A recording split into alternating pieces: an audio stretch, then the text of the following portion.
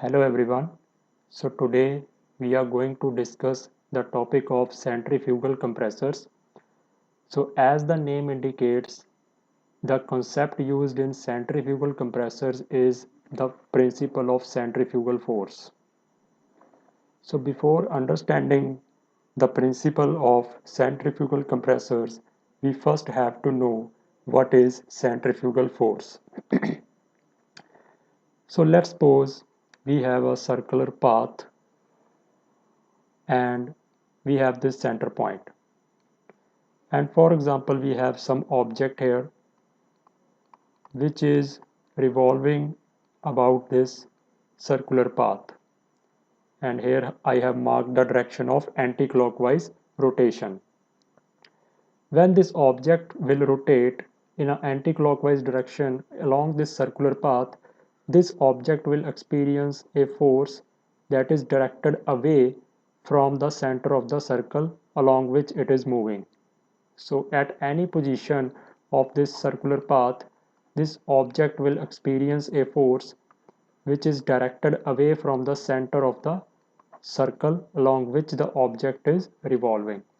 So this force which is acting away from the center of the circle is called centrifugal force. So this concept is used in centrifugal compressors to raise the pressure of a gas or refrigerant, whatever we want, to increase the pressure. So let's see. A centrifugal air compressor develops pressure by accelerating a gas from the center of the impeller. So let's we mark this point, that is there is a component called impeller, through the impeller by centrifugal force and then slowing it down in a diffuser through expansion. So let's see the diagram first. You can understand from it very easily. So in a centrifugal compressor, we have this central part, we can say the impeller. So let me highlight this. So we have this central part in which you see the vanes are attached, or we can say these are the blades, and these blades are attached to the impeller. And there is a diffuser in a centrifugal compressor. The second part we see is a diffuser.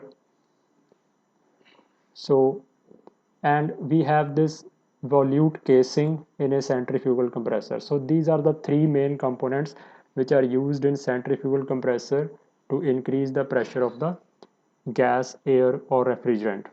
So let's see how it works. The velocity energy is converted into pressure energy. So now first step is, when the input is there, when the air or gas enters into the impeller, it enters at the center position. That is, entry of the air is at the eye of the impeller.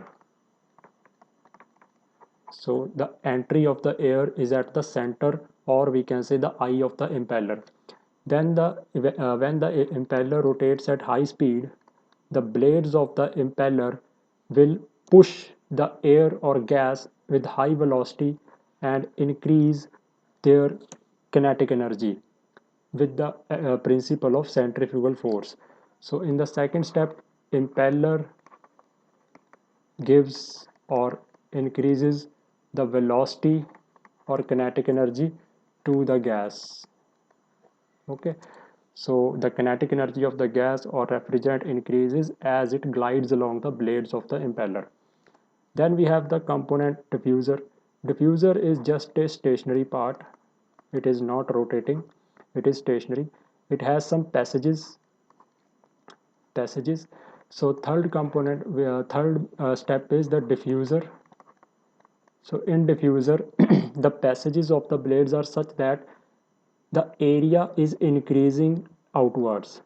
Now see carefully, here at the entry of the diffuser the area is less, and at the outlet of the diffuser the area is high, the passage is more wide. So this is done intentionally to increase the area and reduce the velocity of the refrigerant or gas as it moves towards the casing or outside the diffuser. So when the refrigerant or gas starts to move away, its kinetic energy decreases, and kinetic energy decreases means potential energy or pressure energy increases. The pressure energy increases. So as the refrigerant or gas is moving outside away from the diffuser, its kinetic energy is decreasing and pressure energy is increasing. Now in the fourth step, we have volute casing. In volute casing, here you can see carefully, the area is very small, and as I move in the direction of arrow, the area is increasing, means the passage is becoming more wide. So why this wide passage is given? It is further acting as a diffuser, that this casing, volute casing, is also giving the function of diffuser, that area is increasing.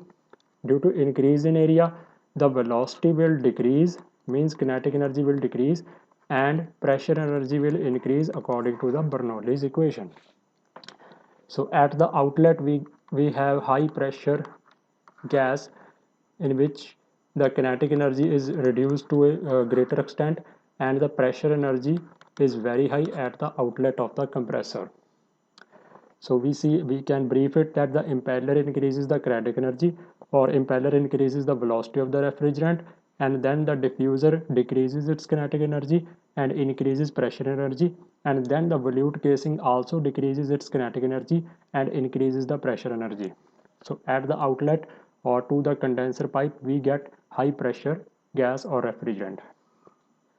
Now, as I have mentioned in the first step, the entry of the gas or refrigerant is at the eye of the impeller. So here it is the side view of the impeller. It is an impeller, and it's the side view of the impeller. The entry of the gas or refrigerant is at the center or eye of the impeller, and these are the blades of the impeller. These are blades of the impeller, and the air or velocity glides along the air or gas glides along the blades, and it is getting its out delivery at this position. So we can say the air is entering axially and it's leaving the impeller radially. Okay, so now we have discussed about the construction and working of the centrifugal compressors. Let's see some points about it. You have seen that in centrifugal compressor we haven't used any valves like suction valve, delivery valve. There is no such valves, no piston, no cylinder is there, no connecting rod is there. Therefore its working life is high as compared to reciprocating compressors. So it is an advantage that the centrifugal compressor has high efficiency, or we can say more working life as compared to the reciprocating compressors. And you can also see that there is no reciprocating parts, and no piston, no cylinder, so there is no vibration or no unbalanced masses are there. And we can also say that because of no vibration, this its operation is very quiet and calm, and it does not produce much noise. So it runs at high speeds up to 3000 rpm, and you can connect the motor or steam turbine directly to it. So it's an advantage, and its efficiency is very high. But there are some disadvantages of centrifugal compressors are there. uh, the disadvantage is that it is not pretty much efficient in single stage, means the reciprocating compressor can increase the pressure to a larger extent in a single stage, but the centrifugal compressor have to be used in multi stages to reach that pressure ratio. So its pressure ratio per stage is less as compared to the reciprocating compressors. In the last point, I want to discuss that there is a problem of surging sometimes. Surging, I can write here, there is a problem of surging in centrifugal compressors.